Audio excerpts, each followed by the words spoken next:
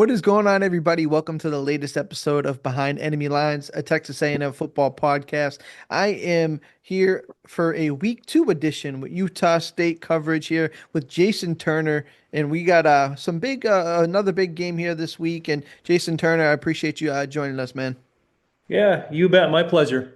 Absolutely. Obviously, Jason works for the Herald Journal here and covers the other Aggies coming into Kyle Field this week. So I kind of just want to start off here, jump off the porch here with week one. Utah State gets the W over UTEP. What did you think of their performance? Did it go how you expected, or just kind of what was your first initial thoughts of them in week one? I don't know if I can really say it went how it was expected. This was the most unsure I have been about an Aggie team in a long time. They didn't open any of the practices or scrimmages during spring and fall camp, and so I never really saw them in action. I saw play here and there when I went at the end of practice to do positional preview interviews, but honestly, it was kind of clouded under a shroud of mystery what this team was going to be like, and there were so many new players this year.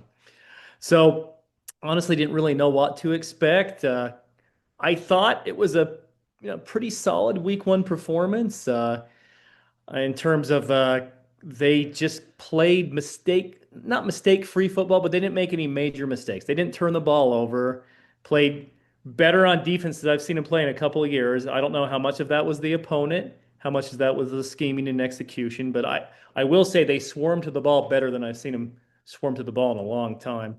They played really well on special teams, and the offensive performance was good in the first half for the most part. Not many yards in the second half, but they still put themselves in favorable positions to win that game. And so I would say, how would I assess week one? I would say solid. That's how I would sum it up, honestly. Yeah, and I mean, looking at it, you mentioned it, but if my numbers are correct, they had to replace 38 players to hit the transfer portal with 27 guys, a whole different roster. I mean, they lost Razul Faizan, who's at South Carolina now, and so there was some talent there. So how did some of the new guys? Obviously, there's a ton of them there, but some of the people that came in that were highly touted, how did they perform, and who were those guys? I think the one that stands out the most in terms of from this transfer portal, Miles Davis, who spent the previous 5 years at BYU. He had 6 receptions in the first half. He was a wide receiver in high school, so the guy knows how to catch the ball, and he caught the ball 6 times for 61 yards in the first half.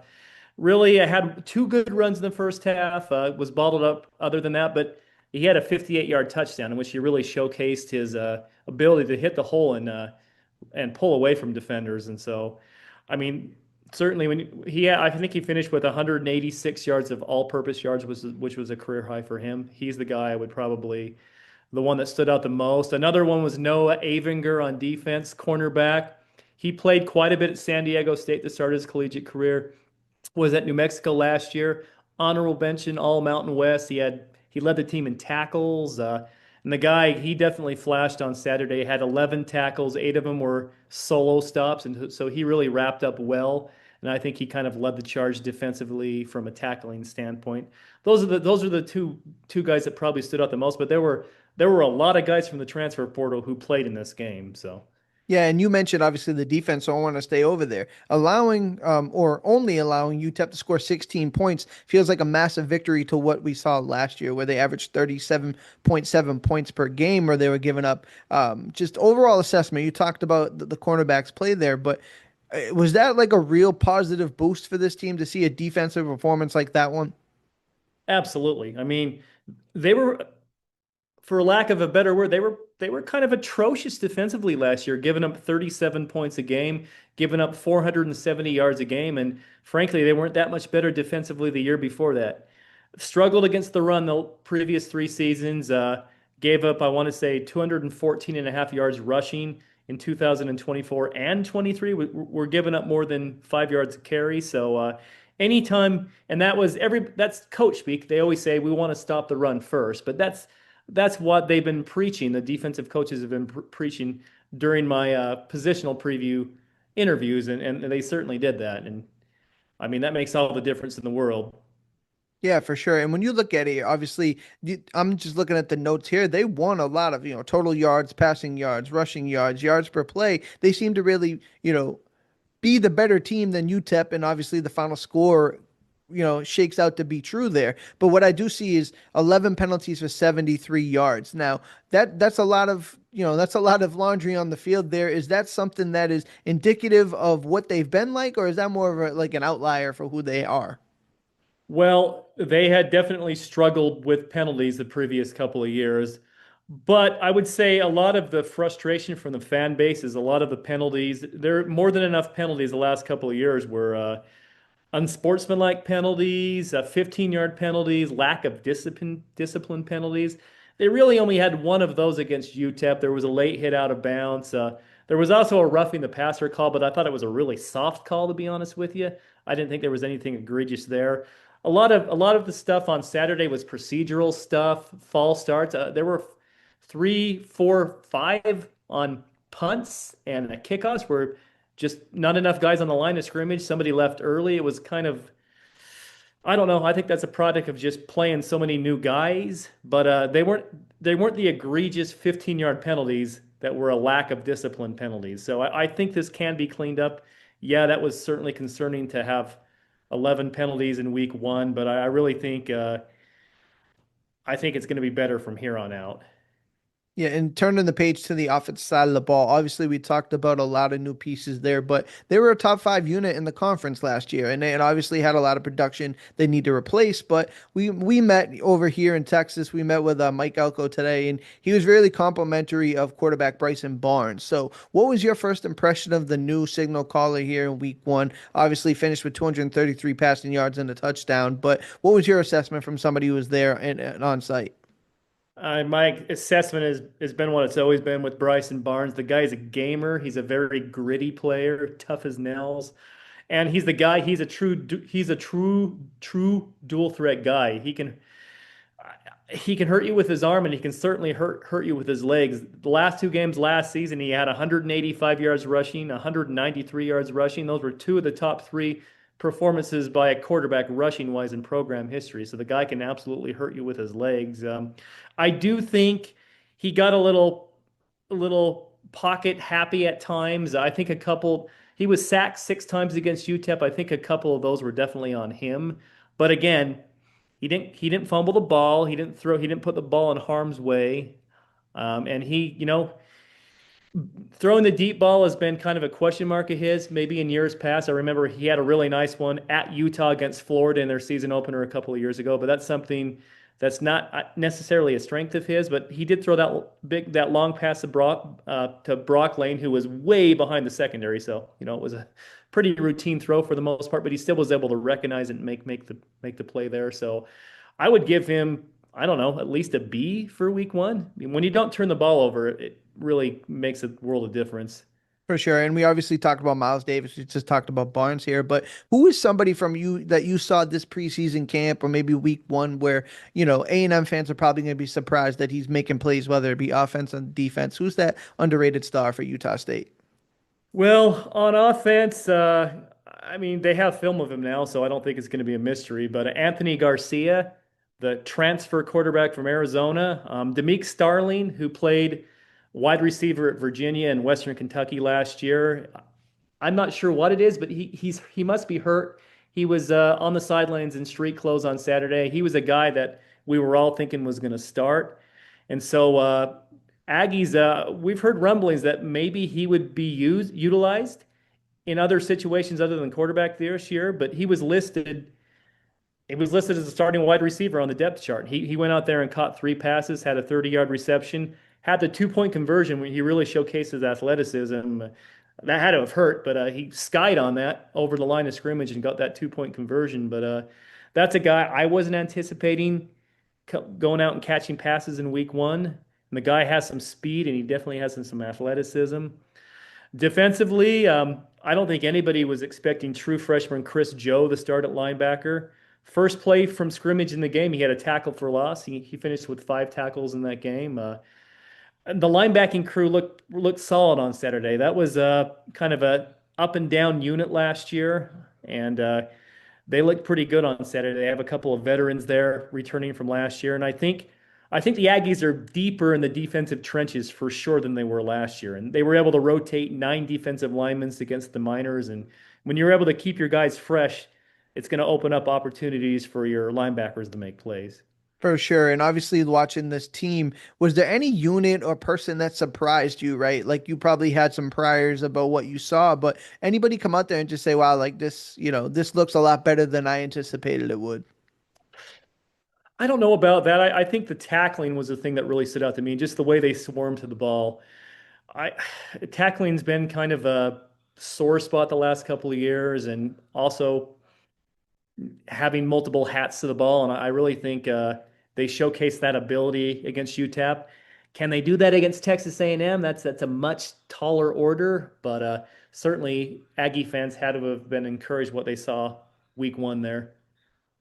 Yeah, and I'm glad you mentioned that, right? So, because we talk about this in a vacuum, we're not going to sugarcoat things. Like, there's a sense here that A&M should be able to handle business, right? Like, and then that's just the sense. So, when you come into Kyle Field here, what would you consider a Utah State win be, right? Would it be winning the game outright, or is it some things you'd want to see, tangibly on offense or defense? But what do you think Utah State Aggies fans would feel good about coming out of next weekend? I think first and foremost, it's a competitive game heading into the second half. I remember the Aggies had a game at Alabama a couple of years ago, and they were never in that game whatsoever. It was kind of demoralizing the way that they were manhandled in the first half there. So I think Aggie fans first and foremost want to see their team compete in the first half and at least give themselves a fighting chance coming out of halftime. No, I mean, that's a fair assessment there. And so part of Texas A&M is beyond the talent is the so-called daunting task of playing at Kyle Field and playing in front of the 12th man and all that. Do you have a sense or a feeling that Utah State players feel that, or is that maybe overblown, or is there any type of feeling to know, like, coming into this stadium, coming into this crowd, and just what entails to come out there and come out victorious? Well, I don't know specifically about that, but I can say there are a lot of Power Four conference transfers on this team who surely played in front of big crowds at their previous stops. So I don't think I'd like to think they're not going to be awestruck. It's certainly going to be daunting. How many fans does Kyle Field hold? It's about 109,000, Yeah, 108,000. that's Yeah. pretty crazy. So Yeah. certainly that crowd is going to be noticeable. Will they be awestruck? I'd like to think not, but it's hard not to. So I guess we'll see. Yeah, I always ask that because it's always interesting to me because, if you've ever played sports, you ever been in a situation like that, you kind of maybe take a moment, but once you're locked in, you kind of don't even think about it. You try not to even be a part of that. So, it's interesting to ask and hear the perspective. Like you said, this transfer portal, the way it is nowadays, like you mentioned, you get 38 kids or 27 kids coming in, and most of them played at big time programs looking for more of an opportunity. So it's always interesting. I don't know if it has the same impact on a game to game sense as it used to. But as I turn the page here, just when you look at matchups, I don't know if you had a chance to kind of study A&M at all, but is there anything that you think that Utah State may be able to take advantage of? I mean, for example, UTSA was able to run the ball pretty well against them. Do you see Miles Davis being able to be a key factor in this? I mean, I think he has the abilities to break off a long run. Didn't I want to say UTSA had a 75-yard touchdown run coming out of the second half there, rushed for over 200 yards.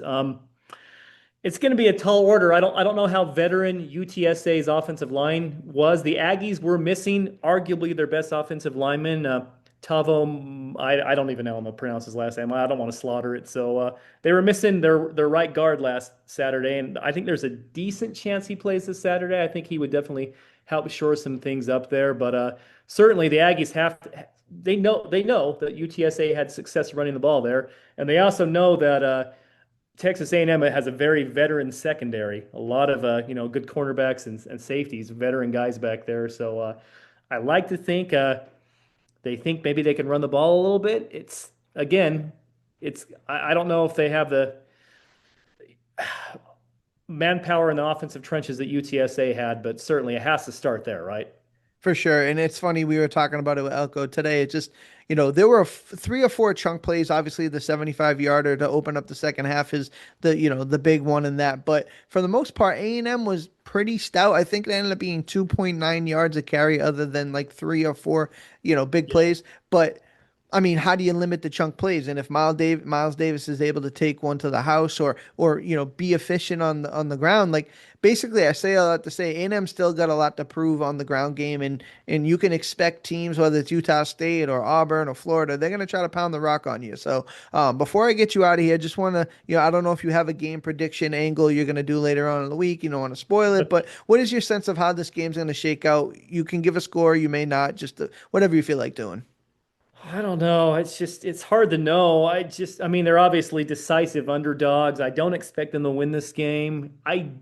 With Bronco Mendenhall as the head coach, here's a guy that's been there, done that. I mean, he's been in some big time environments. He's used to coaching at least somewhat in environments like that.